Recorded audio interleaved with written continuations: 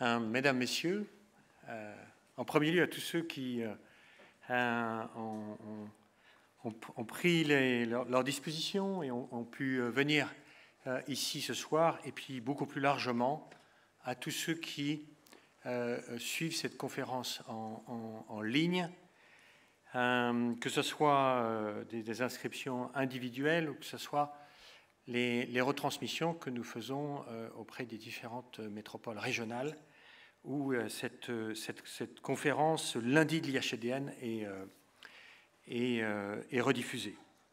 Bienvenue à tous pour ce premier lundi de la saison 2020 et nous sommes particulièrement heureux de recevoir ce soir un grand serviteur de l'État en la personne de Jean-Ludovic Silicani. Vous avez consacré toute votre carrière à agir dans l'intérêt général, occupant des postes et exerçant des fonctions très variées, après votre entrée au Conseil d'État. Major de la promotion Voltaire, vous n'êtes pas cependant un pur produit de Sciences Po l'ENA, comme on dit parfois. Vous avez d'abord et avant tout une formation scientifique solide qui vous a conduit à être ingénieur civil des mines. De cette formation rigoureuse, vous avez gardé, si vous me le permettez, cet esprit de géométrie dont on dit qu'il vous caractérise. Vous avez également souhaité poursuivre des études en sciences économiques pour compléter votre formation. Vous avez donc souhaité très tôt ne surtout pas vous cantonner dans un domaine d'expertise cloisonné, ni même dans un champ d'action ministérielle monochrome.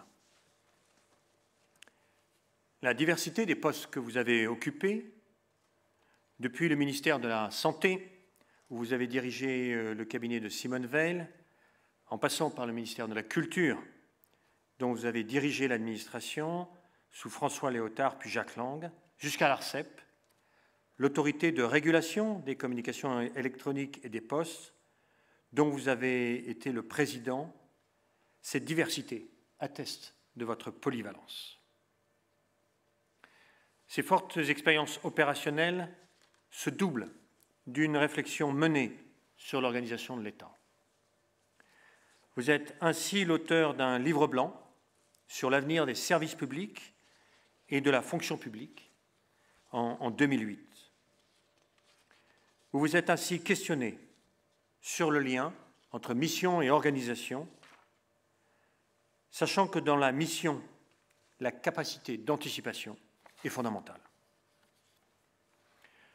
Nous vous écoutons aujourd'hui sur l'avenir de la planification. Question éminemment actuelle, à l'heure où François Bayrou vient d'être nommé commissaire au plan. La planification, qu'on aurait pu croire passer de mode, redevient une priorité. Au moment où le monde connaît un de ces mouvements de bascule qui caractérisent les grandes transformations historiques. La planification qui revient dans le vocabulaire de la puissance publique, alors qu'il nous revient d'agir et de décider dans l'incertitude, fil rouge de cette nouvelle saison des lundis de l'IHEDN. Ce n'est là, pourriez-vous dire, qu'un paradoxe apparent. En effet, pour placer votre intervention sur l'égide de Sénèque, je reprendrai ces mots « Il n'est pas de vent favorable pour celui qui ne sait où il va ». Jean-Ludovic Silicani, je vous remercie encore de l'honneur de votre présence et je vous laisse donc la parole.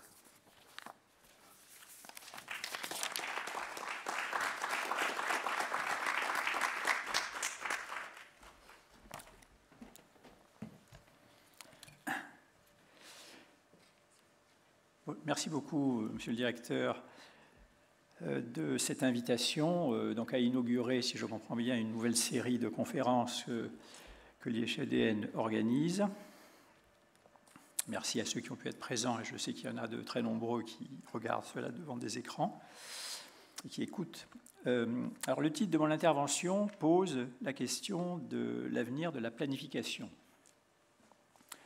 L'usage serait de laisser planer un vrai ou un faux suspense sur la réponse.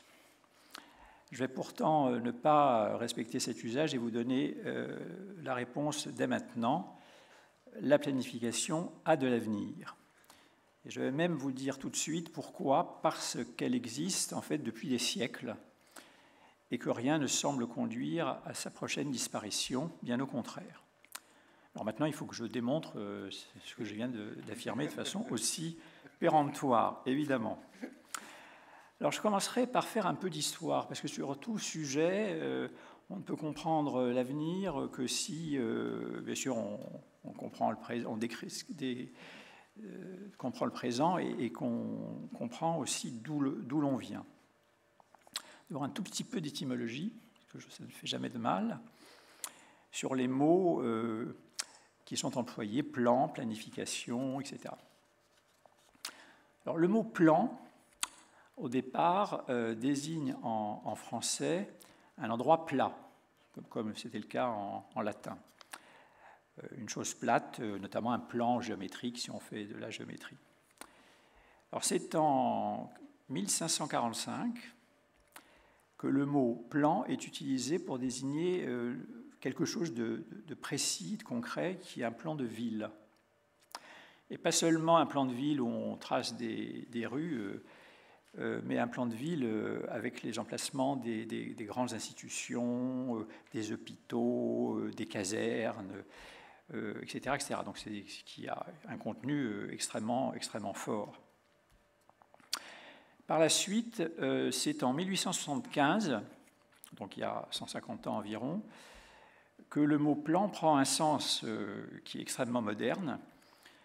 Je cite le Grand Dictionnaire étymologique de la langue française, un ensemble de mesures prises par un gouvernement dans un domaine avec un but particulier. Puis, juste après la Seconde Guerre mondiale,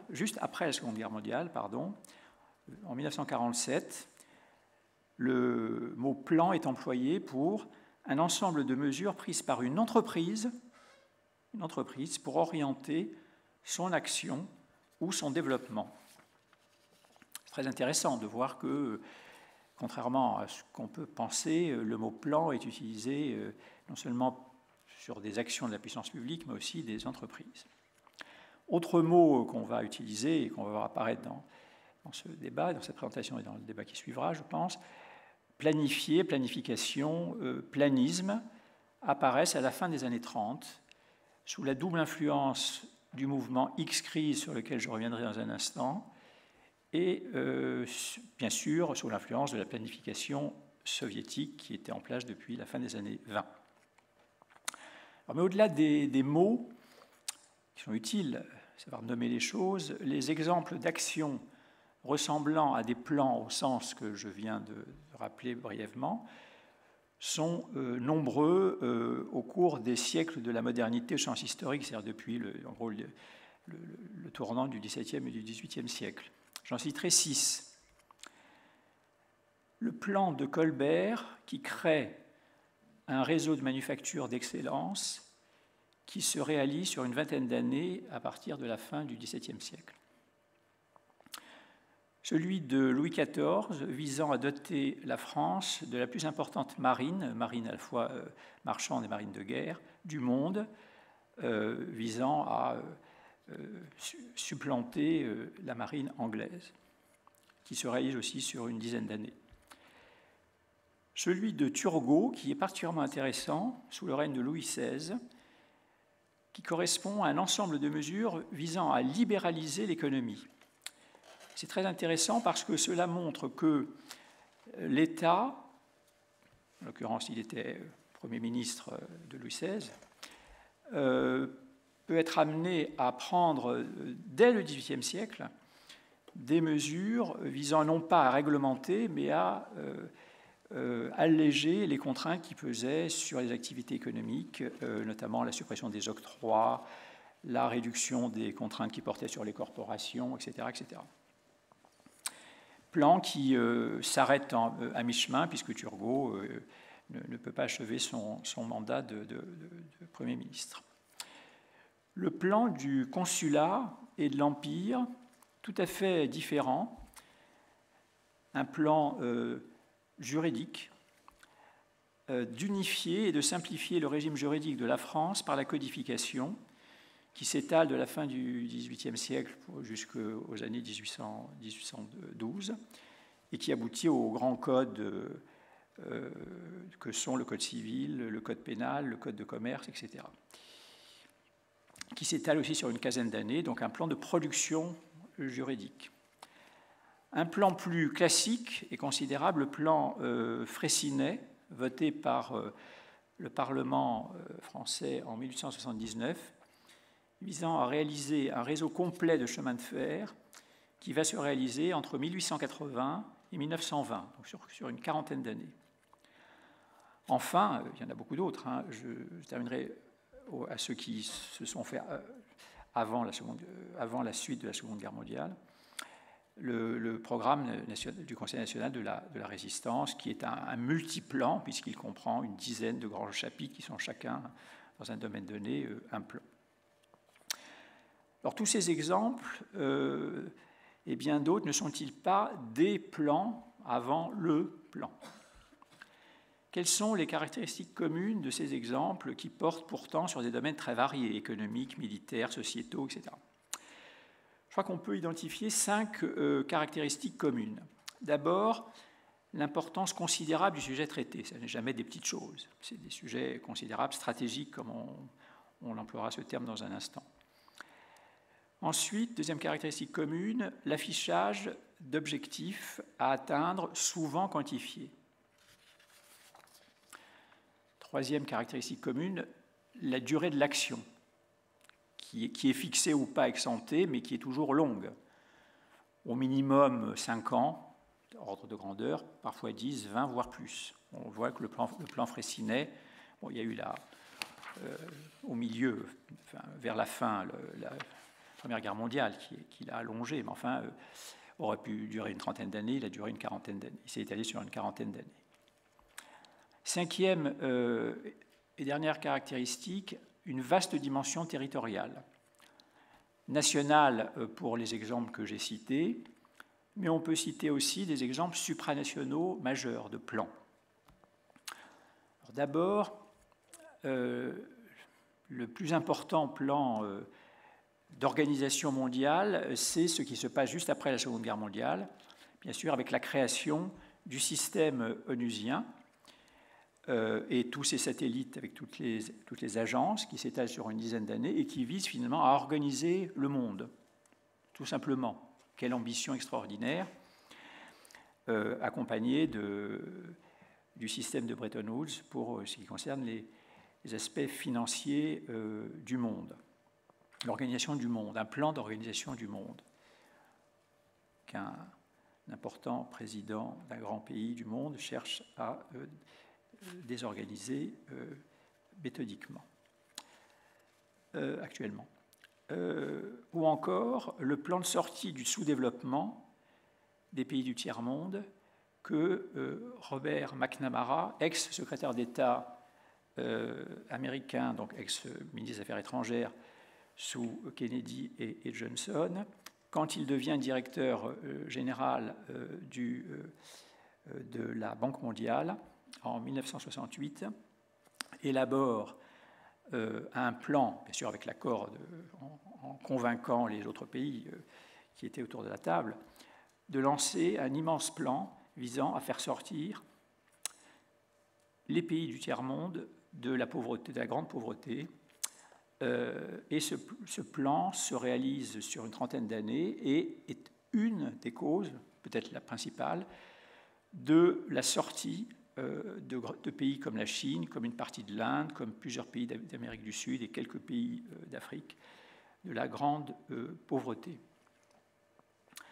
Autre exemple de plan à dimension supranationale, le plan de l'Organisation mondiale de la santé, l'OMS, visant l'éradication à l'échelle de la planète de la variole, ce qui a réussi, il n'y a plus de variole sur la planète, qui a réussi en 25 ans d'action, de la malaria et de la tuberculose qui sont en cours, et des spécialistes pensent que dans 5 à 10 ans, ces objectifs de disparition pure et simple de ces maladies sera atteint.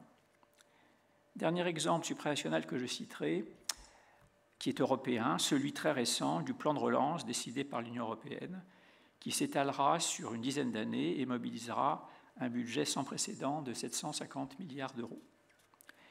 Alors, il me semblait utile et même nécessaire d'ouvrir un peu le spectre dans le temps et dans l'espace du champ du sujet de la planification avant de nous focaliser, ce que je vais faire maintenant, sur la planification française. Donc la deuxième partie de mon intervention.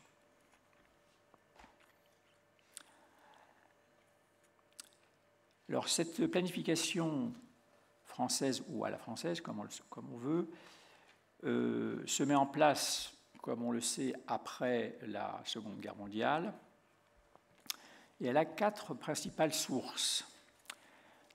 D'abord, et je reviens sur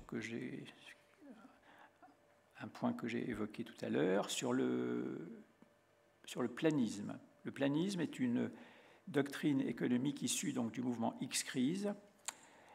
X-Crise était une espèce de think tank de l'époque, on n'employait pas ce terme à l'époque, qui s'était créé en 1931, donc 30-31, au début de la grande crise économique des années 30, qui était créé en France, mais qui avait essaimé dans quelques pays d'Europe, composé de polytechniciens, de hauts fonctionnaires, de chefs d'entreprise, d'économistes, qui visait à comprendre ce qui se passait, à envisager des réponses pour résoudre la crise mondiale et, au-delà de résoudre le mal existant, de construire de nouveaux, imaginer la construction d'un nouveau modèle économique pour l'avenir. Ils introduisent donc le concept de planisme parce qu'ils prévoient dans leurs propositions des éléments effectivement de planification. C'est intéressant de voir que l'on va retrouver dans le commissariat au plan créé en 1946 toute une série de personnes qui avaient dans les années 30 participé à ces réflexions dans le cadre du mouvement X-Crise. C'est donc la première source de la planification française. La deuxième, c'est le programme de la Résistance. Je n'y reviens pas parce qu'il y avait dans ce programme notamment des idées de planification sur différents sujets qui est élaboré, ce programme, en 1943 et s'applique pour partie après la Libération. Ensuite, bien sûr, la planification soviétique qui avait commencé à point dans la fin des années 20 et s'était développée dans les années 30, qui était une source pour certains du schéma de la planification. Et enfin, quatrième source beaucoup moins connue et de prime abord surprenante, le plan Marshall. On va me dire que vient faire le plan Marshall, qui est une action menée par la plus grande économie de marché du monde, les États-Unis, dans la création du plan français. Eh bien, c'est précisément parce que les Américains, allant déverser des milliards de dollars sur les principaux pays d'Europe et notamment la France, souhaitaient que les crédits qu'ils apportaient soient suivis de près, soient bien utilisés et qu'il y ait un organe de pilotage. Alors, pour la gestion de leurs crédits, c'est une des origines de la création du commissariat au plan. Après, bien sûr, le plan a fait autre chose que de suivre la mise en œuvre du plan Marshall. Et c'était d'autant plus intéressant que comme le gouvernement, et c'est peut-être la raison pour laquelle, même si d'autres raisons conduisaient à cela, puisque Jean Monnet avait participé à beaucoup d'actions pendant la guerre dans le cadre de la résistance. Mais Jean Monnet avait, dans les années 20 et 30, été un haut fonctionnaire des institutions internationales, avait mené des actions très importantes à la SDN, la Société des Nations, et ensuite était allé travailler pendant une dizaine d'années aux États-Unis dans les affaires, dirons-nous, et dans les questions donc, financières. Donc, il était connu par les Américains, et ils lui font confiance. Et Et c'est une des raisons qui conduit à créer le plan et à le faire diriger par Jean Monnet, donc, qui est le premier commissaire au plan, en janvier 1946. Alors, à l'origine, les premiers plans sont très simples, si je puis dire. Ils sont presque simplistes, mais pourquoi faire compliqué si on peut faire simple, sont très productivistes, très économiques, et ils comportent des objectifs souvent quantifiés sur 5 ans, puisque ce sont des plans quinquennaux. Là, au moins sur ce point, c'était un critère qui avait été repris de la durée des plans quinquennaux soviétiques, même si, comme on le sait, on le voit et on le verra, l'esprit général était bien sûr très différent de la planification soviétique. Alors à partir des années, et ainsi pendant les années 50, à partir des années 60, on glisse vers une planification plus indicative qui reste toutefois, pour le général de Gaulle, une ardente obligation, pour reprendre les termes de ses propos. La planification ne porte plus seulement sur des sujets économiques, mais aussi sur le social, l'éducation. Donc son champ s'élargit et cette évolution se poursuit dans les décennies qui suivent. Et le dernier plan, qui n'est plus d'ailleurs un plan quinquennal, c'est le 10e plan, est celui portant sur la période de 1989 à 1992. Après cela, il n'y a plus de plan. Alors, la période qui suit, allant de 1993 à 2006, est une période de doute sur l'utilité de la planification, notamment en raison de l'influence, alors en France modérément, davantage dans d'autres pays comme le Royaume-Uni, de l'ultralibéralisme disons américain et anglo-saxon plus généralement. Alors, il y a toujours, dans cette période de 1993 à 2006, il y a toujours un commissariat au plan, mais il n'y a plus de plan. C'est une espèce de paradoxe. Alors, commissariat au plan avec des gens qui travaillent, qui réfléchissent et qui mènent des travaux, mais il n'y a plus de plan en tant que tel approuvé par le Parlement. Une petite anecdote intéressante. En 2003, un journaliste pose la question à Jean-Pierre Raffarin, qui était alors Premier ministre, sur l'avenir du plan, parce que le commissaire au plan, le commissaire au plan, parce qu'il y avait toujours un plan et un commissaire au plan, était parti, mais il n'avait pas encore été remplacé, donc le poste était vacant, et un journaliste, lors d'une conférence de presse, demande à Jean-Pierre Raffarin quel est l'avenir du plan. Et Jean-Pierre Raffarin répond par 3 mots: commissariat, général, plan. Point. Il s'arrête là. Ensuite, il est passé à d'autres sujets. Sans plus de précision, laissant entendre par là que chacun de ces termes serait désuet et inadapté. C'est l'interprétation que beaucoup de spécialistes de ces questions ont tiré de cette analyse. Mais c'était l'opinion la plus générale à l'époque. Alors c'est en 2006, sous le gouvernement Villepin, que le commissariat au plan est supprimé, parce que, comme je le disais tout à l'heure, il n'y avait plus de plan, mais il y avait toujours un commissariat au plan. Donc le commissariat au plan est supprimé formellement en 2006 et remplacé par le Centre d'analyse stratégique, qui correspond certes à une moindre ambition que le plan et la planification d'origine, mais qui a l'intérêt d'introduire la dimension stratégique, non seulement dans son libellé, mais aussi dans la méthode de travail de ce centre. Certains d'entre vous se souviennent sans doute qu'un précédent existait, celui du Centre d'analyse et de prévision, créé dès 1979 au ministère des Affaires étrangères, et qui existe toujours d'ailleurs avec un titre légèrement différent et qui continue à produire toujours des analyses extrêmement intéressantes, notamment sur la géostratégie. C'est en 2013 que le Centre d'analyse stratégique est remplacé par le Commissariat général à la stratégie et à la prospective, plus communément appelé France Stratégie.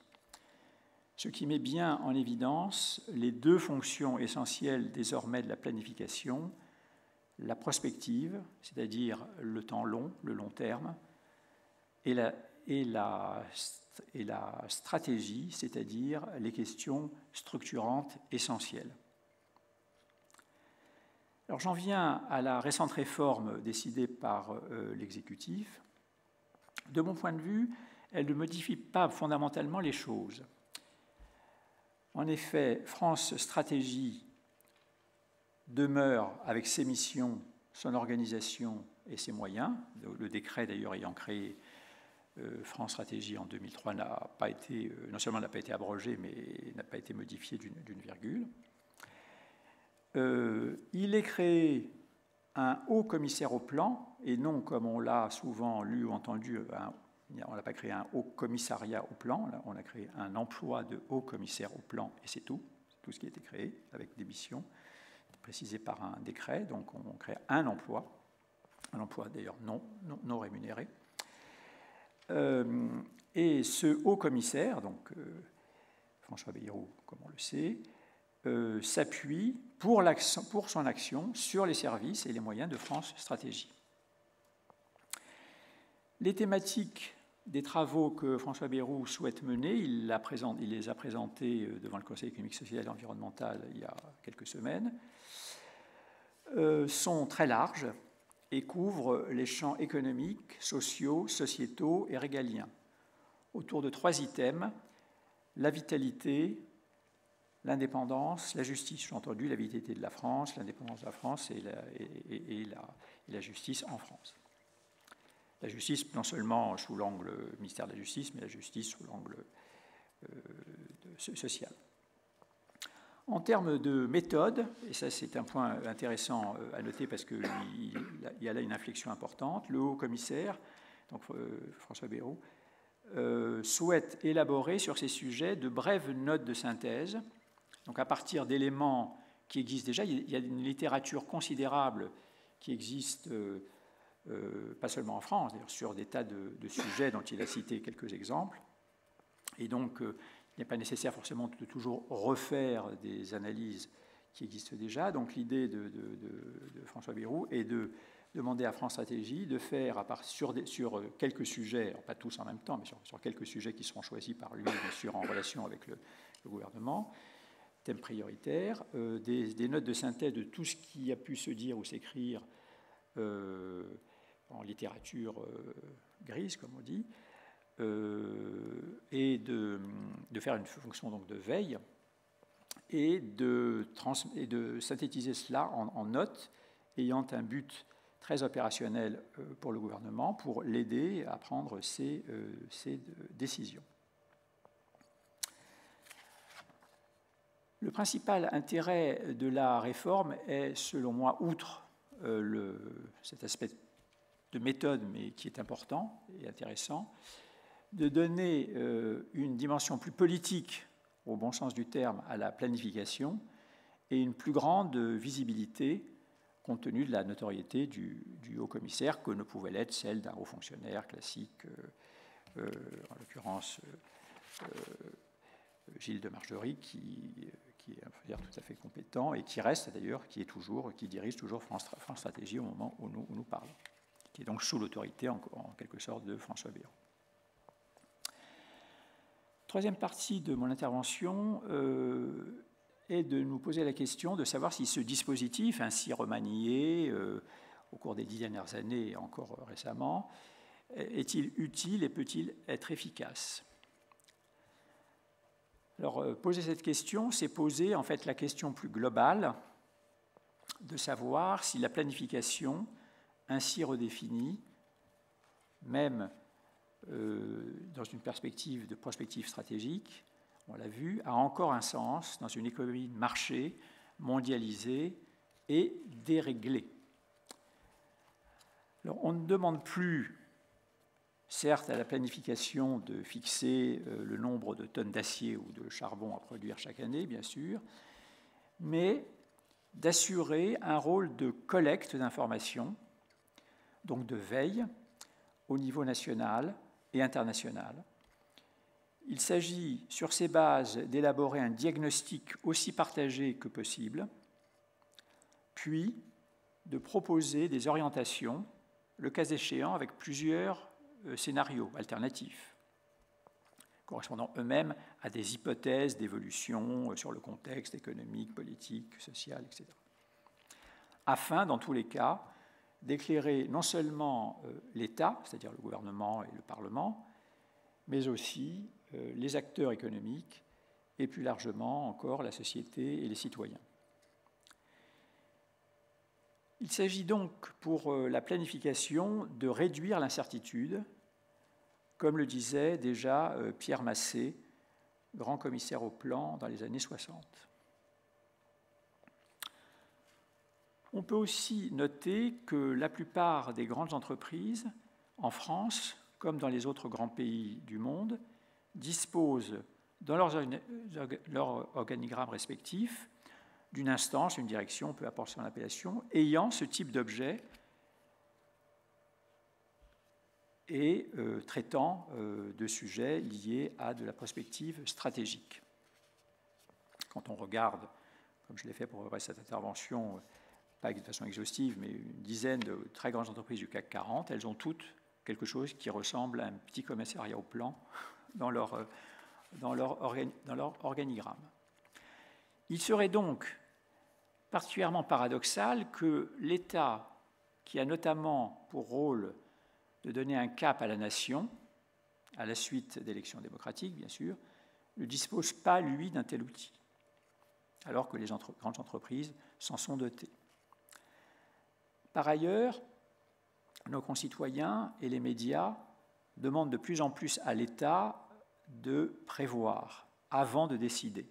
En effet, il vaut mieux avoir prévu ce qu'il va se passer avant de prendre des décisions, mais ce n'est pas toujours fait ainsi. Même nos concitoyens et les médias demandent à l'État de faire cela dans des situations d'incertitude. Décider, c'est prévoir, disait Pierre Mendès France. On le constate bien actuellement dans le contexte de la crise sanitaire, où nos concitoyens, effectivement, sont très, et les médias sont très demandeurs d'un État parfait qui aurait la capacité d'avoir fait disparaître l'incertitude qui règne même dans les milieux les plus médicaux et scientifiques, et qui aurait eu la capacité, ou qui devrait avoir la capacité, de prévoir tout ce qui va se passer et de pouvoir en tirer des décisions parfaitement rationnelles. On peut trouver ça bien ou mal, c'est la situation de l'opinion publique. Et il y a donc une attente des citoyens de méthodes, finalement, rationnelles, plus rationnelles, de décision, ce qui est plutôt rassurant d'ailleurs, de se dire que dans une partie de son cerveau, l'opinion fait appel à la rationalité, puisque une bonne partie du reste du cerveau appelle parfois à des décisions absurdes et qui se bornent à recopier ce qu'ils lisent sur Internet. Il faut donc, à tout le moins, que l'État soit à même de réduire l'incertitude, non pas de la supprimer, mais de la réduire sur les sujets les plus importants. C'est à cela, selon moi, que peut servir aujourd'hui la planification. Il me semble que c'est également ainsi que François Bayrou a défini son rôle de haut-commissaire. En tout cas, c'est comme ça qu'il a présenté sa posture, en quelque sorte, et ses priorités, il y a quelques semaines, devant le Conseil économique, social et environnemental. J'en viens à une quatrième partie de mon propos qui porte sur les conditions nécessaires pour réussir cette voie ambitieuse, parce que, ainsi exposée, elle apparaît effectivement rationnelle et assez satisfaisante, mais comment la mettre en œuvre de façon réussie? Comment faire que ça marche? Alors, il faut d'abord traiter les sujets de façon beaucoup plus transversale que par le passé. Les principales problématiques des politiques publiques, pour se concentrer là sur les politiques publiques, des actuelles et des années à venir, ont presque toutes des dimensions transversales, que l'on parle de la transition écologique, de la transition numérique ou encore du degré d'indépendance et de souveraineté de la nation. À chaque fois, pour traiter ces grands sujets, ces grandes problématiques publiques, eh bien, on ne peut pas avoir un seul ministère qui a toutes les compétences. Tous les ministères participent peu ou prou au succès ou à l'échec de la transition énergétique. Tous les ministères, peu ou prou, dans leur action, dans l'exemple qu'ils donnent aux parties prenantes auxquelles ils ont affaire, ont un rôle à jouer pour la réussite ou l'échec de la transition numérique. Et tous les ministères, en tout cas la plus grande partie des ministères, ont un rôle à jouer dans les objectifs d'indépendance et de souveraineté qui ne portent pas que sur des questions militaires, bien évidemment, purement militaires, mais sur des questions aussi, bien sûr, de santé publique, on l'a vu, ou d'environnement, et de bien d'autres sujets. Donc le fait d'avoir une instance interministérielle comme le France Stratégie et le Haut-Commissaire au plan est extrêmement utile car ils peuvent avoir une vision beaucoup plus large des sujets et ne pas rentrer dans les tuyaux d'orgue de l'organisation ministérielle. Pour autant, le plan et le Haut-Commissaire au plan et ses services ne peuvent véritablement réussir que s'ils acceptent de ne pas être en situation de monopole. Le plan doit être challengé et complété par d'autres acteurs. Sinon, il s'installerait dans un confort, dans sa boîte. C'est ce qui s'est passé à certains moments, d'ailleurs, de l'ancien commissariat au plan, sans stimulus extérieur suffisant, et ça ne produit pas grand-chose, ou en tout cas, il n'y a pas de vérification que ce sur quoi on réfléchit, ce qu'on propose, soit véritablement efficace. Il faut introduire le contradictoire pour définir le contenu de la planification, comme un peu partout d'ailleurs. Pour reprendre l'exemple de la crise sanitaire actuelle, la vérité, à supposer qu'il y en ait une sur ce virus et sur la façon de le traiter, ne viendra pas d'une personne qui sera particulièrement savante un matin en se réveillant, fût-ce un très grand professeur de médecine, mais d'un débat contradictoire, ce qui est la méthode scientifique. C'est le débat contradictoire. C'est la façon dont travaillent les scientifiques. Ils avancent des théories, ils font des expérimentations, ils écrivent dans des revues, ils sont contredits, et petit à petit, on se rapproche du vrai. Voilà. C'est comme ça que travaillent les juges. Ils ne travaillent pas seuls, parce qu'aucun magistrat, aucun juge, aussi brillant soit-il, n'a la vérité révélée, et c'est à l'issue d'un débat contradictoire que les décisions, notamment les plus complexes, sont prises. Donc il faut que le plan aussi accepte de travailler dans un contexte compétitif, en quelque sorte. Alors il existe ce contexte compétitif, encore faut-il qu'il fonctionne. Il y a d'abord les services de prospective des différents ministères.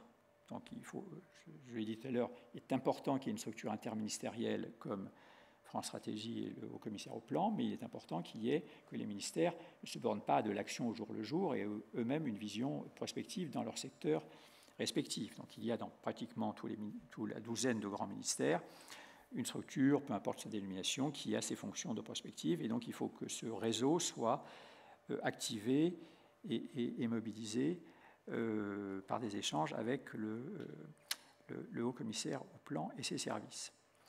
Il y a ensuite ce qu'on peut appeler le halo du plan.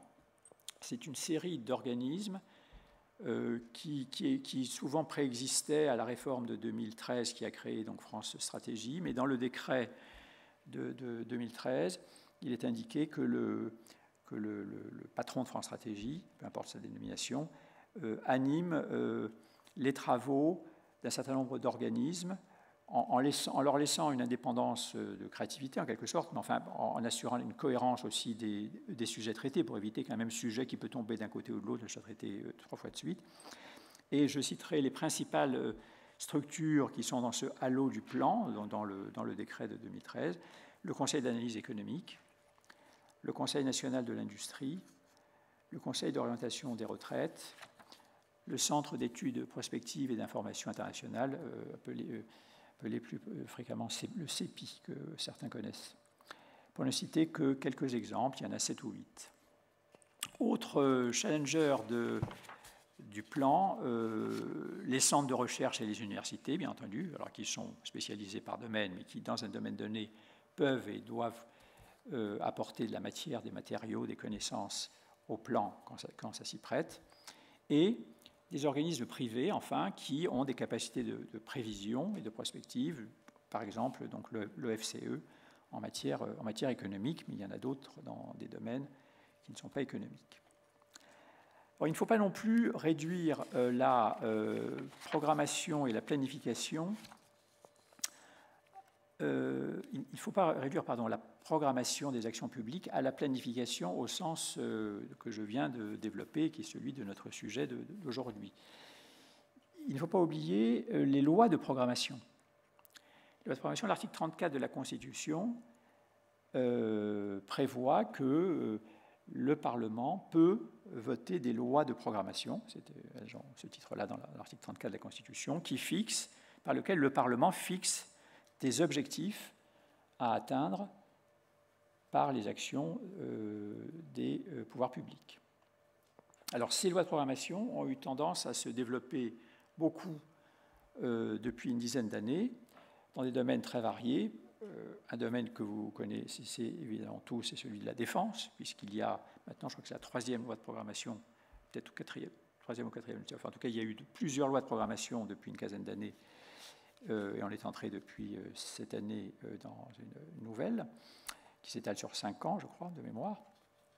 Bon, bien sûr, la défense, mais aussi des domaines autres, comme bientôt la loi de programmation sur la recherche qui va être débattue au Parlement, et une loi de programmation très importante votée il y a 2 ans sur l'énergie, la loi de programmation de l'énergie, qui s'est notamment fixée comme objectif, et là on voit bien que ça ressemble beaucoup à une planification, la neutralité carbone pour 2050. Donc là, on voit que la temporalité elle a été votée en 2018 ou 2019, donc ça veut dire plus de 30 ans. C'est à plus de 30 ans que l'on programme des objectifs de politique publique majeurs, puisqu'il s'agit que la production et la destruction de carbone en France soient égales pour notre pays, n'envoie plus en net de carbone dans l'atmosphère. Une autre chose à avoir en tête, et qui serait, me semble-t-il, souhaitable, c'est de ne pas limiter la planification à une planification nationale, mais de développer, je reste à des niveaux raisonnables, si je puis dire, des formes de planification au niveau européen, bien sûr dans les domaines relevant des compétences de l'Union européenne. Et j'ai réfléchi à un exemple, alors il n'engage que moi, si je puis dire. On pourrait imaginer, par exemple, que se mette en place un plan d'harmonisation fiscale sur 10 ans. Voilà. Alors, le fait qu'il faille pour la fiscalité qu'il y ait une unanimité ne pose pas plus de problème que cela. Bien sûr, ça impliquerait que tous les pays se mettent d'accord sur ce plan d'harmonisation qui se réaliserait donc sur une dizaine d'années, évidemment, ça ne peut pas se faire compte tenu des écarts qui existent.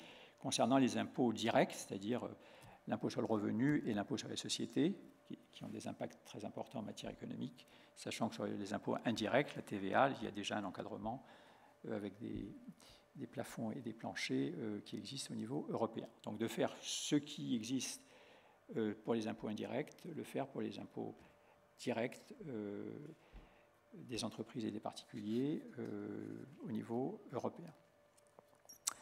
Dernière observation que je voulais faire dans ce propos, et pour le terminer, traiter la question du positionnement du plan au sein de l'État.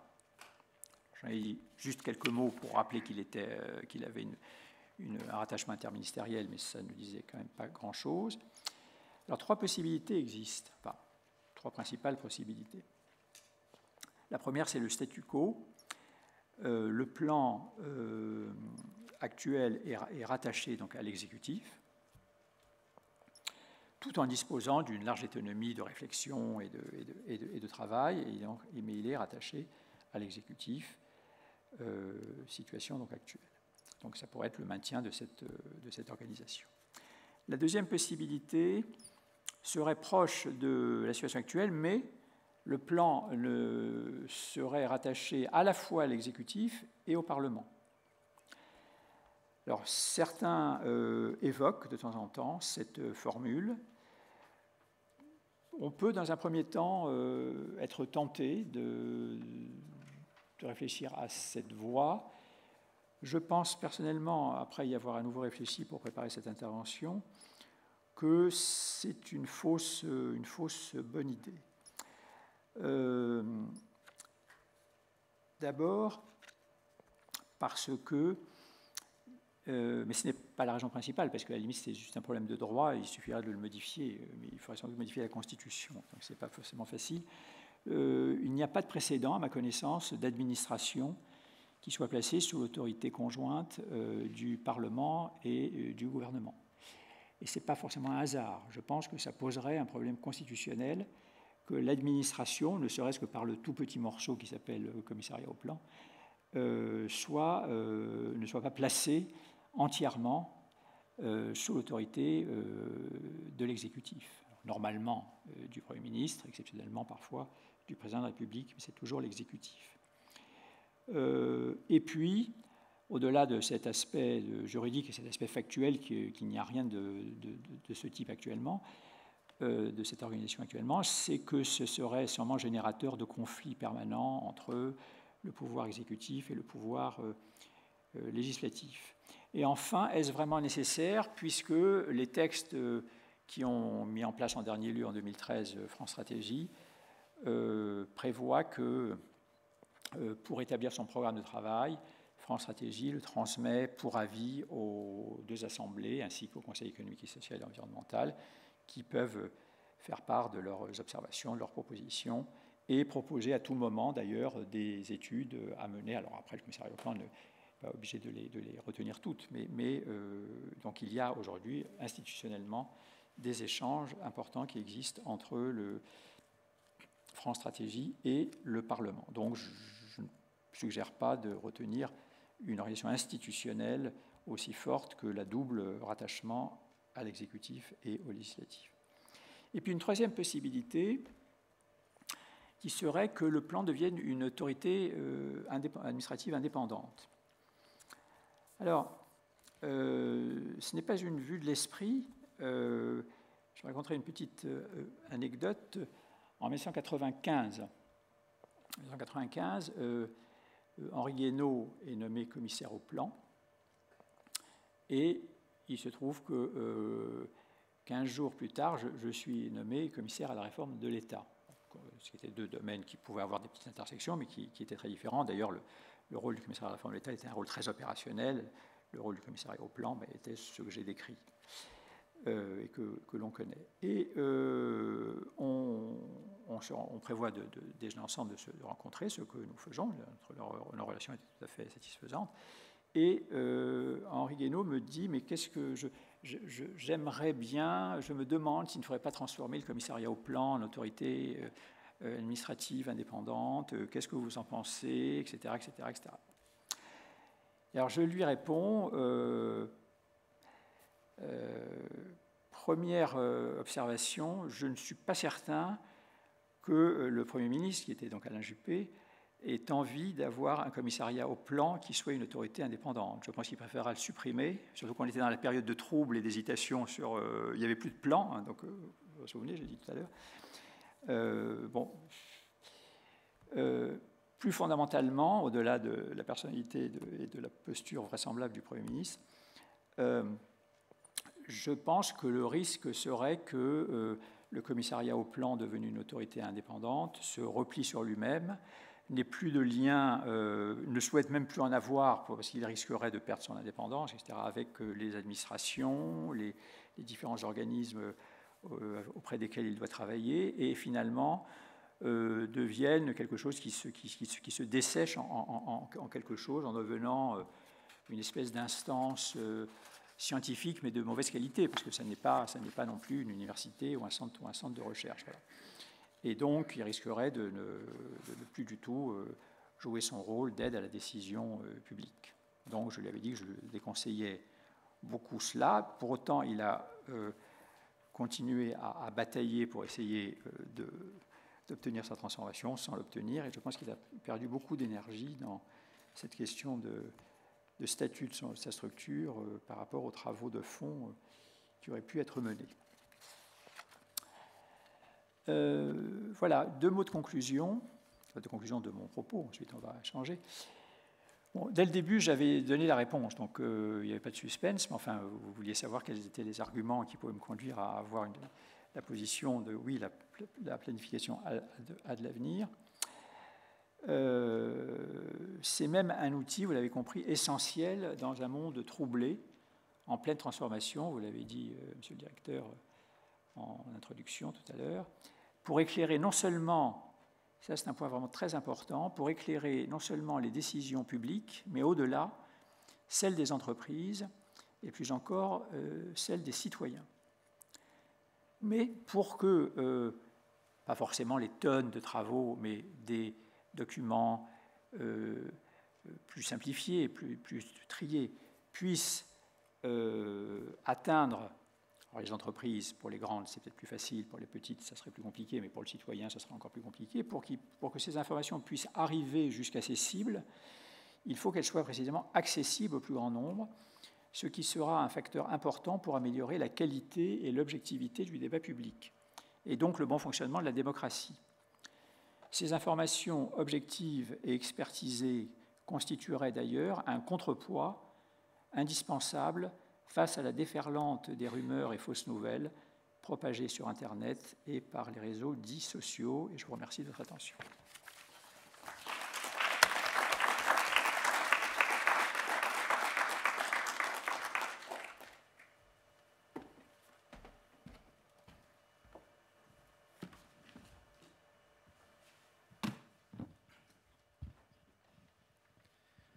Merci infiniment Jean-Ludovic Silicani pour cet exposé particulièrement clair, précis, j'allais dire émondé comme un jardin à la française finalement. Je ne sais pas si c'est un compliment. Si.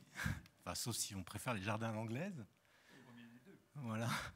Alors j'ai une première question qui concerne l'incertitude, terme que vous avez évoqué, puisque vous avez dit planifier, c'est réduire l'incertitude. Et terme qui est communément évoqué pour caractériser la période actuelle. Alors, une question se pose, qui peut d'ailleurs se décomposer. Pensez-vous d'abord que l'incertitude soit un trait marquant de notre époque, un trait particulièrement marquant de notre époque? Et si tel était bien le cas, peut-on déterminer les grandes incertitudes d'aujourd'hui?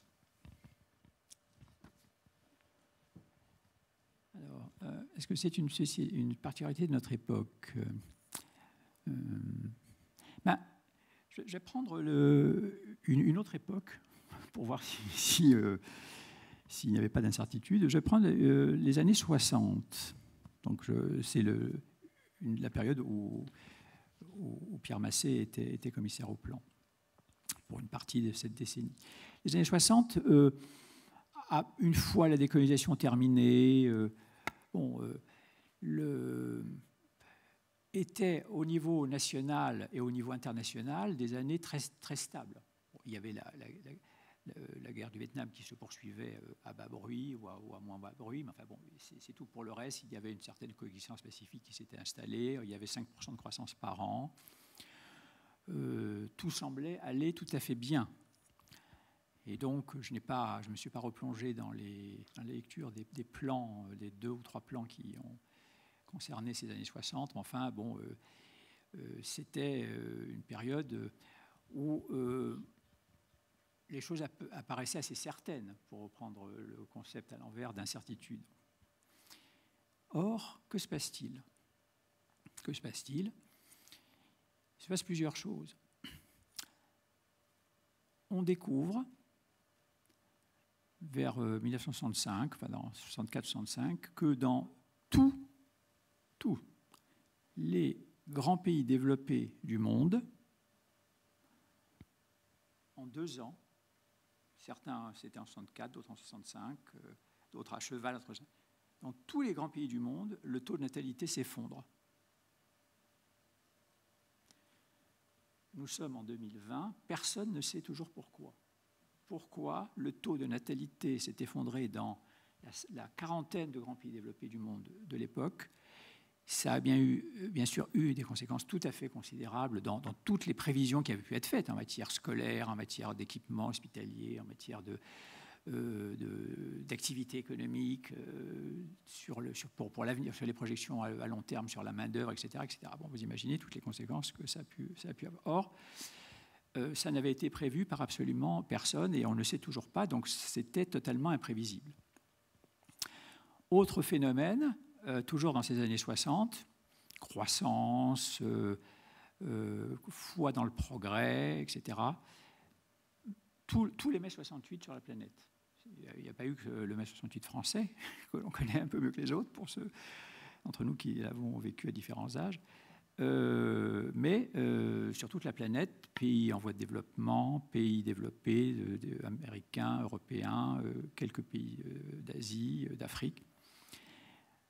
Pourquoi, tout d'un coup, les populations, que ce soit des étudiants ou des salariés, se révoltent d'une certaine façon, alors qu'il y avait, je le rappelle, 5 à 6% de croissance par an, des gains de pouvoir d'achat permanents, que le taux d'équipement en voiture, en équipement ménager en télévision atteignait des records, etc., etc. Alors, bien sûr, on l'a dit, c'est la contestation de la société de consommation. Enfin, bon, ça, c'est une explication qui a été donnée ex post sur certains cas particuliers. C'était totalement imprévisible.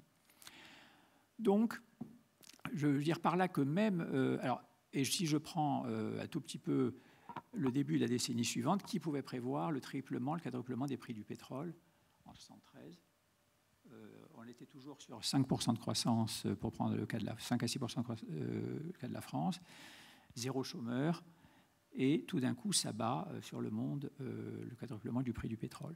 Donc, il ne faut pas, autant je crois, et j'insiste beaucoup sur le rôle de la planification comme réducteur d'incertitude, autant qu'elle le peut.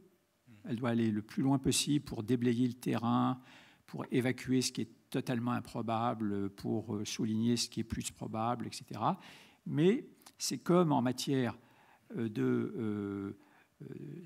sanitaire, c'est un calcul de risque. C'est un calcul de risque. On calcule les avantages et les inconvénients d'un choix, d'une hypothèse, d'un scénario, mais on ne peut jamais garantir ni au pouvoir public ni aux citoyens que ça se réalisera ainsi. Oui, donc finalement, pour reprendre le fil rouge du thème annuel de ces lundis de l'IHEDN, il faut savoir agir et décider dans l'incertitude plutôt que de vouloir réduire à tout prix l'incertitude qui est, si je vous suis bien ou si je vous entends bien, qui est un élément constitutif. Il faut les deux. Il faut les deux. Il faut être capable à la fois de demander à tous les organes publics ou privés par la collecte, la veille, la collecte d'informations, la synthèse, le diagnostic partagé, de réduire au minimum l'incertitude, mais la réduire n'est pas la supprimer. Et il faut être capable de décider, même quand on n'a pas assez réduit l'incertitude, parce qu'on ne peut pas lever le pied et la société ne peut pas s'arrêter. C'est le cas, là encore, de la crise sanitaire. On ne peut pas arrêter l'économie complètement au prétexte qu'on n'est pas certain de pouvoir régler la pandémie par des mesures sanitaires. Il faut trouver un équilibre. Tout est dans pratiquement tous les domaines, et je ne suis pas un spécialiste de questions militaires, mais c'est des questions d'optimum. Voilà. Il faut aller le plus loin possible, mais très souvent, en allant au-delà, on exagère. C'est comme en matière de principe de précaution. Il faut essayer de trouver les explications les plus fortes qu'un tel produit, tel ou tel fait ne présente pas de risque sur le plan écologique ou sanitaire. Mais quand on a tout étudié, eh bien, on a fait les meilleurs efforts et on ne va pas s'arrêter parce qu'on ne sait pas tout. Donc c'est une question d'optimum. L'optimum étant peut-être d'1,50 m, je prends un peu de retrait. Oui. Une question qui nous intéresse ici tout particulièrement à l'IHEDN, où nos auditeurs sont invités dans le cadre de leurs travaux de comité de se livrer à des travaux de prospective. Une question sur la prospective. Vous avez peut-être répondu sur le plan, les échelles temporelles qui conviennent au plan, mais quelle est selon vous l'échelle, s'il y en a une, l'échelle temporelle pertinente qui convient à ces exercices? Convient-il de se projeter sur 20 ans, sur 50 ans par exemple, sachant la diversité des enjeux, peut-être aussi la rétractation de l'horizon temporel? Et pour boucler cette question sur la prospective, la temporalité du plan et celle de la prospective se recoupent-elles nécessairement selon vous? Alors, il n'y a pas évidemment une durée miraculeuse pour la planification ou pour le plan qui serait la bonne pour tous les cas. Bien sûr, c'est évident, ça dépend des sujets, ça dépend des époques aussi. Actuellement, nous avons des sujets pour lesquels soit des lois de programmation, soit des décisions prises par les derniers gouvernements, l'actuel ou le précédent gouvernement, se réalisent sur quelques années, même si ça n'a pas fait l'objet, dans tous les cas, de travaux du commissariat au plan, mais c'est des exercices quand même de planification de fait ou de loi de programmation qui sont le plus souvent, sur des périodes de 5 à 10 ans. Bon. Le plan de relance au niveau européen s'étale sur 10 ans. Maintenant, il y a aussi la loi de programmation sur l'énergie, j'ai cité tout à l'heure, qui fixe des objectifs très ambitieux pour 2050. Donc c'est de la programmation à 30 ans. Donc on voit bien qu'il n'y a pas un délai fixe. Est-ce que votre seconde sous-question était est-ce qu'il y a coïncidence des durées de la planification et de la prospective? Non. Non, la prospective doit être très libre, très ouverte, très foisonnante. Comme la science, comme la recherche scientifique. Il ne faut surtout pas se dire je veux absolument trouver ça. En fait, on trouve ça en ayant cherché ce qui était à côté. Bon, je ne vais pas rappeler ce qu'a fait Pasteur, etc., et d'autres grands physiciens qui n'étaient pas médecins. Dans le passé, même chose pour la découverte de la pénicilline. Et donc, la prospective, c'est une démarche vraiment scientifique, entre guillemets, donc qui doit être très libre et très foisonnante et qui n'a pas de durée préétablie, alors que la programmation, c'est le passage de la prospective, c'est ce qui est entre la prospective et l'action publique, et c'est une mise en forme de ce qu'on a trouvé grâce à la prospective, à la veille, etc., au débat contradictoire que j'évoquais tout à l'heure, et que l'on transforme en un plan d'action publique qui forcément doit, à un moment ou à un autre, avoir un début et une fin. Donc les deux temporalités ne sont pas forcément les mêmes. Parfois elles peuvent l'être, mais pas toujours. Une question sur les difficultés organisationnelles prévisibles que vous avez tout à l'heure évoquées. Comment dépasser, à votre avis, les difficultés prévisibles dans l'organisation et créer des synergies efficaces entre le haut commissaire au plan d'une part et France Stratégie d'autre part, mais aussi entre le bloc commissaire au plan France Stratégie d'un côté et Bercy de l'autre? Alors, sur le premier point, coexistence de France Stratégie et de son équipe, il y a un peu moins de 200 personnes à France Stratégie,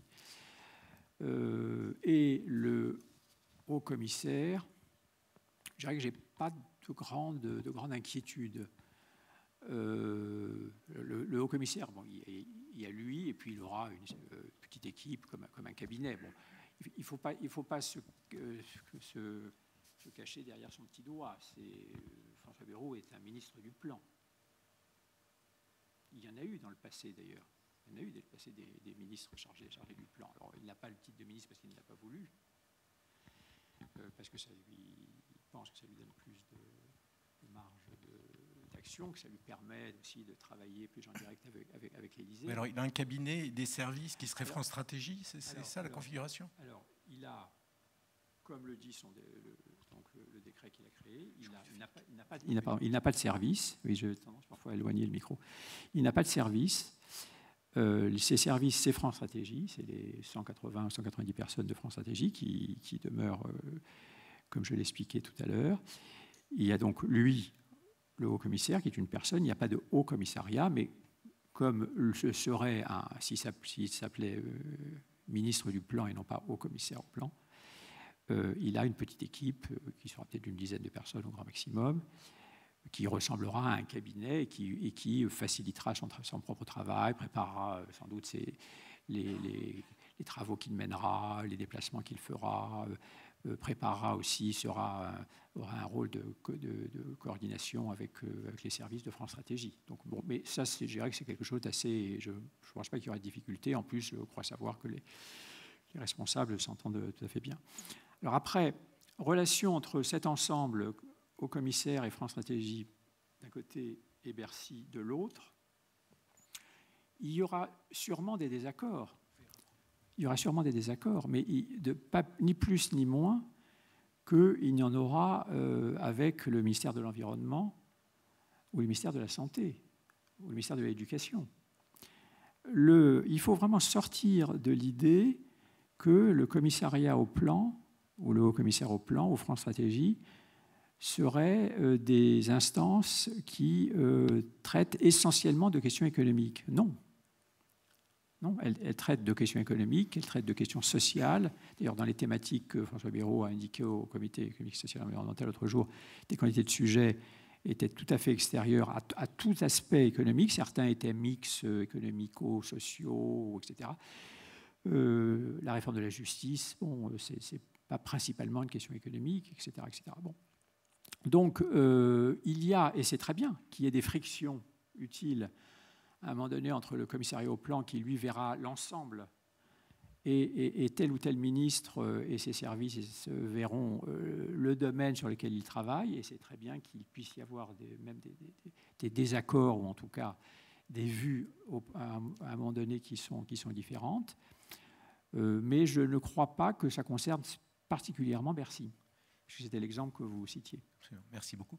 Alors une question enfin qui s'adresse à un ex-directeur général de la culture qui a sans doute eu l'occasion de réfléchir à la question de la francophonie.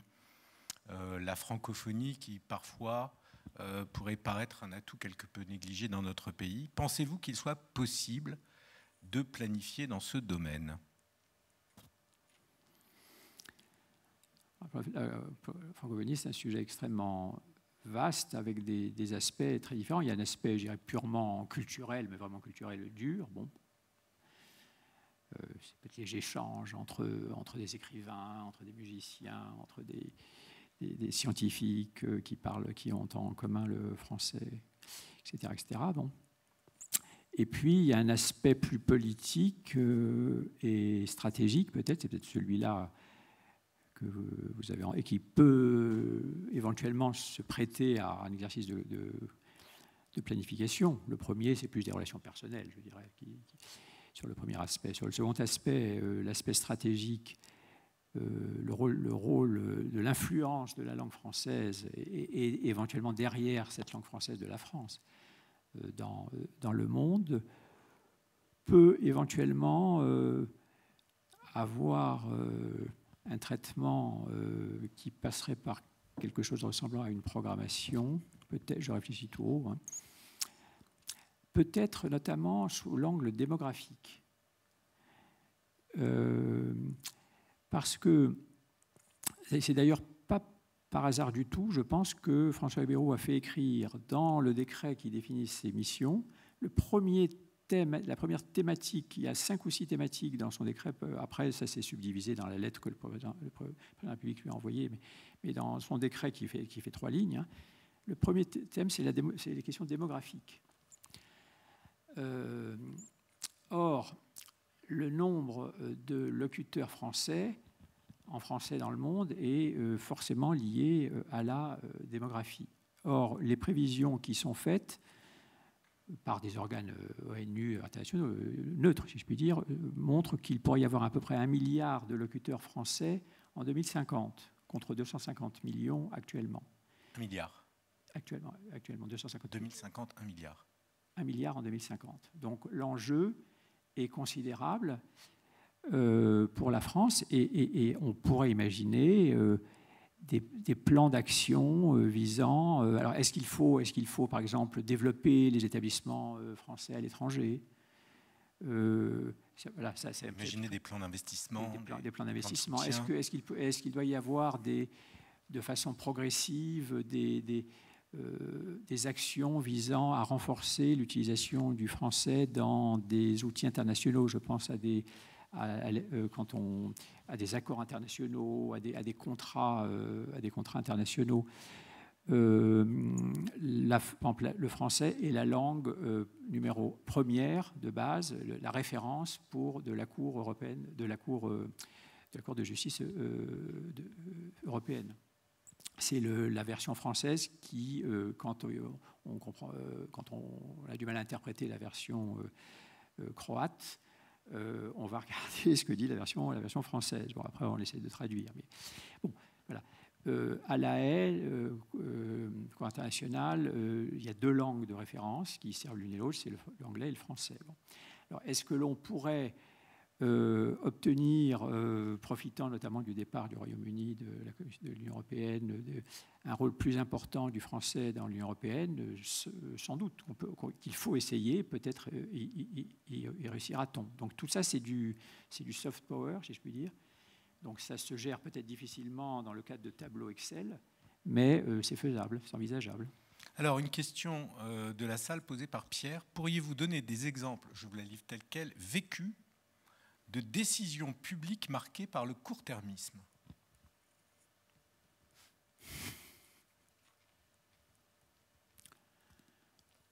Pas nécessairement actuel. Hein. Ouais. Il y en a forcément des quantités. D'ailleurs, il y a une autre question sur le court terme oui. qui peut compléter celle-ci, en fait, pour une réflexion plus générale.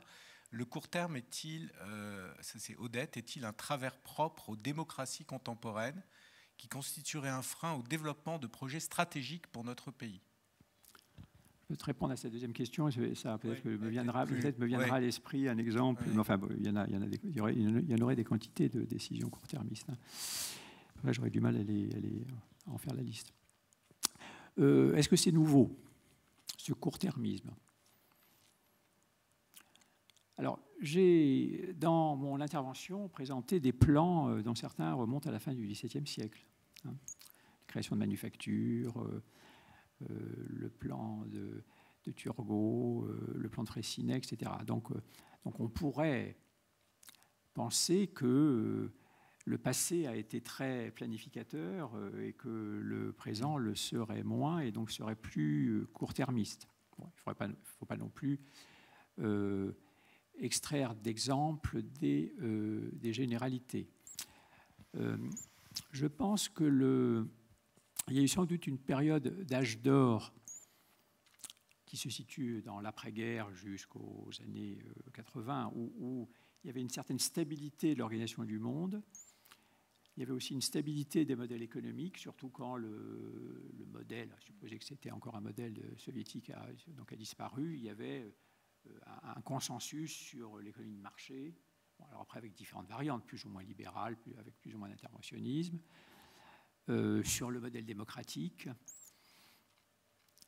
Et ce sont ces certitudes que, c'était la théorie de la fin de l'histoire, bon, qui était sans doute assez largement inexacte, mais enfin qui a été prêchée. Et c'est tous ces invariants qui sont en train donc de disparaître ou de se dissoudre dans un monde de plus en plus complexe et de plus en plus critiqué, de plus en plus déréglé. Donc, dans ce monde beaucoup plus impalpable, beaucoup plus imprévisible, il se prête davantage spontanément au court-termisme, parce que les décideurs peuvent facilement dire, preuve à l'appui, à l'opinion publique, comment voulez-vous que l'on fasse du long terme, alors qu'à tout moment, tout peut être remis en cause par le président des États-Unis, oui, le processus électoral, par le processus électoral, par des mouvements sociaux imprévisibles, etc. etc. Donc, mais bon, relisant ces derniers temps un livre écrit par un grand auteur, je laisserai son nom en paix, dans les années 20-30, je n'ai pas l'impression qu'il ressortait de cette période qu'on était dans des périodes de clarté, de prévisibilité, mais excusez-moi, mais en relisant, en lisant les questions qui nous sont arrivées, je me rends compte qu'il y a pas mal de questions autour de ça, puisque La Rochelle, une question, c'est à peu près la même chose. Oui. Comment concilier planification qui demande du temps long, a priori, donc 17 personnes, 10 ans et plus, et le temps politique qui est 17 personnes de 5 ans, la durée du quinquennat. Vous voyez ? Oui. Il y a des sujets qui ne se prêtent pas à la planification. Il y a des sujets qui se prêtent à des décisions purement politiques. Par exemple, veut-on ou pas insérer de la proportionnelle dans les élections au Parlement ou développer des décisions publiques prises dans le cadre de système de référendum, de référendum citoyen. Bon, ça, c'est des questions purement politiques. On ne va pas programmer ce genre de décisions. Elles sont prises ou elles ne sont pas prises. Elles sont votées ou elles ne sont pas votées par le Parlement, si le gouvernement les retient. Et puis, une fois qu'elles sont votées, s'il y a un changement politique avec une majorité qui est totalement opposée à ces mesures, eh bien, elles sont abrogées. Ce que je constate toutefois, même sur de longues périodes, c'est qu'il est très rare, très rare finalement, que quand il y a un changement total de majorité politique à l'issue d'élections présidentielles et parlementaires, ceux qui avaient été contestés par l'opposition de l'époque sur certaines réformes soient remis en cause par la majorité qui suit. En fait, il y a une espèce de continuité qui s'opère parce que la réforme s'est intégrée dans le paysage. Oui, comme si les lois de programmation constituaient des sortes de stabilisateurs automatiques de la décision publique. Il y a une demande, par ailleurs, de l'opinion publique et des entreprises d'avoir une visibilité sur le longue pour rassurer les citoyens sur l'avenir de leurs enfants, etc., pour les entreprises, pour les rassurer sur des investissements, des diversifications. Donc il y a une demande de prévisibilité qui n'est pas loin d'une demande de programmation ou de planification. Alors après, je ne dis pas que c'est facile à faire, mais il y a une demande qui est adressée au pouvoir public. Alors, Montluçon, lycée Madame de Stel, dans un contexte de concurrence effrénée des marchés, mais aussi des États, la planification n'est-elle pas vouée à l'échec ? Et puis, une autre question, d'abord celle-ci. J'ai déjà un petit peu répondu à la question, mais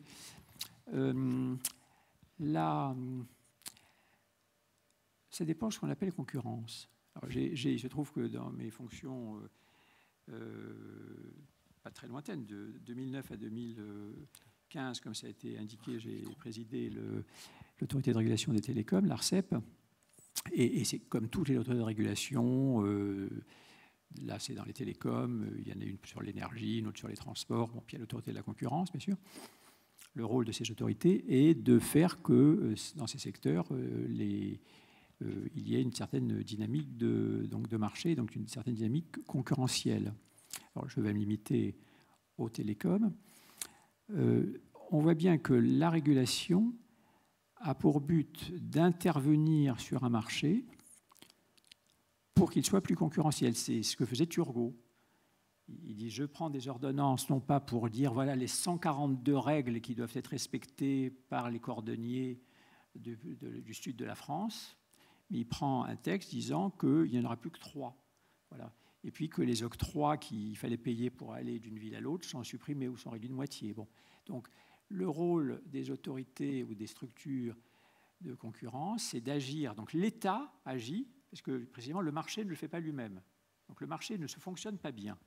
Le marché ne fonctionne pas bien. Donc on est exactement dans le cas évoqué par le marché ne marche pas bien, il est déréglé, on ne sait pas où il va, il fait n'importe quoi, bon, ça monte, ça baisse.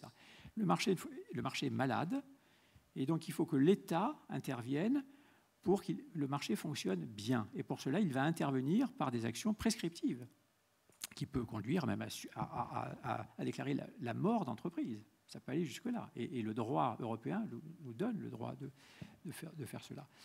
Et il peut empêcher des fusions d'entreprises, si on estime qu'elles vont porter atteinte à la concurrence et que ça va créer une rente de situation qui fera que les produits ou les biens ou les services seront plus chers.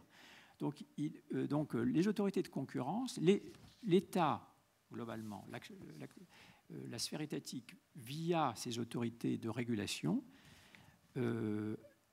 exerce sur des marchés malades des actions pour qu'ils fonctionnent normalement, pour qu'ils ne soient plus déréglés, mais qu'ils soient régulés. Donc c'est contre-intuitif. Ce qui fait d'ailleurs que la régulation est souvent détestée par la droite et par la gauche.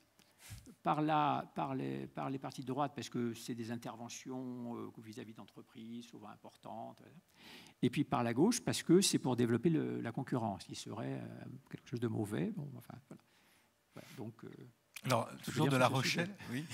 Sur de La Rochelle, on nous demande quelle est la position de Jean-Ludovic Silicani sur la valeur d'une planification nationale dans un monde globalisé, dominé par une poignée d'opérateurs hypertrophiés.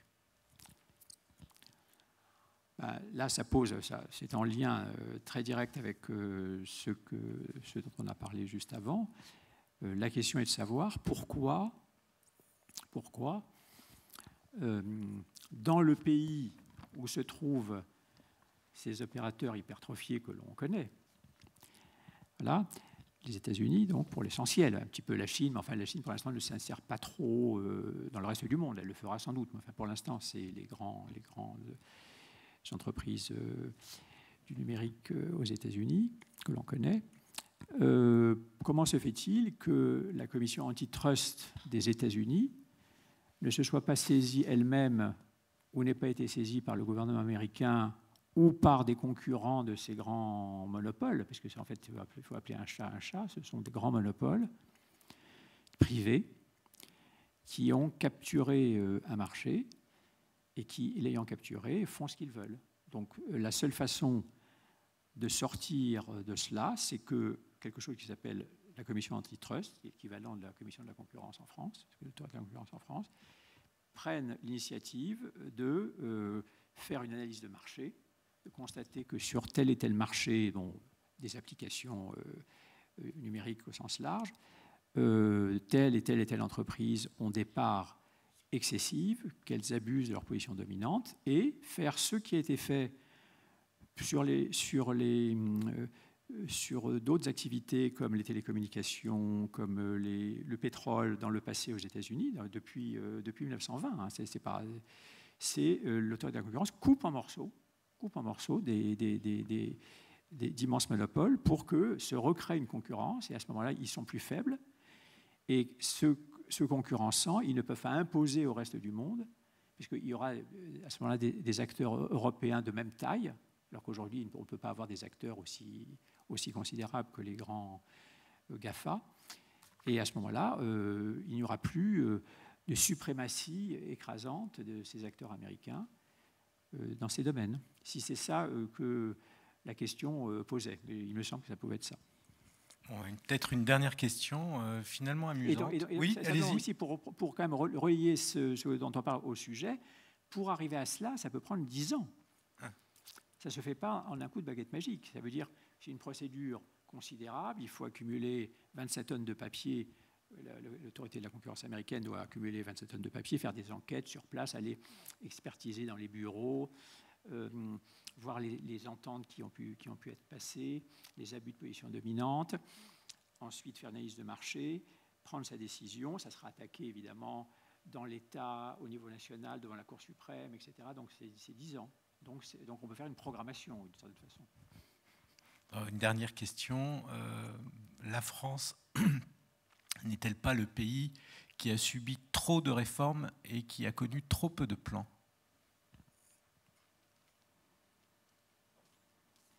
Ça dépend de ce qu'on appelle réforme et plan. Disons que les plans, un plan digne de ce nom, si je puis dire. C'est-à-dire qu'il y a un objet précis, un objectif bien identifié, une durée fixée, implique des réformes le plus souvent.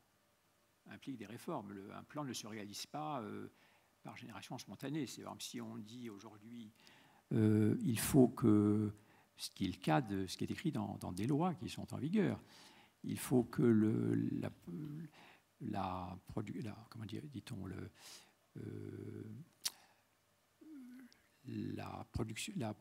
consommation d'énergie, voilà, c'est la consommation énergétique des bâtiments soit réduite de moitié entre 2020 et 2040, ça ne se fait pas spontanément. Oui. Il faut que ça se traduise par des aides d'État qui va encourager les personnes, notamment ayant les revenus les plus bas, à pouvoir transformer leur logement pour que la consommation énergétique se réduise. Ça implique que des mécanismes soient mis en place pour qu'au moment où des appartements sont vendus, sont achetés, il y ait instantanément leur consommation d'énergie et que les acheteurs puissent se dire « Ah non, je n'achète pas parce que c'est des normes énergétiques qui ne sont pas bonnes ». Donc, tout plan implique la mise en œuvre d'actions qui, le plus souvent, sont des réformes. Donc, je n'opposerai pas réforme et plan. Écoutez, merci beaucoup. Et comme le général d'Estremaux avait placé votre intervention sous l'égide de Sénèque, on va finir avec Sénèque, puisque vous venez de nous montrer brillamment qu'il ne s'agit pas d'accumuler les réformes, mais qu'il faut aussi avoir un cap. Merci beaucoup, Jean-Ludovic Silicani.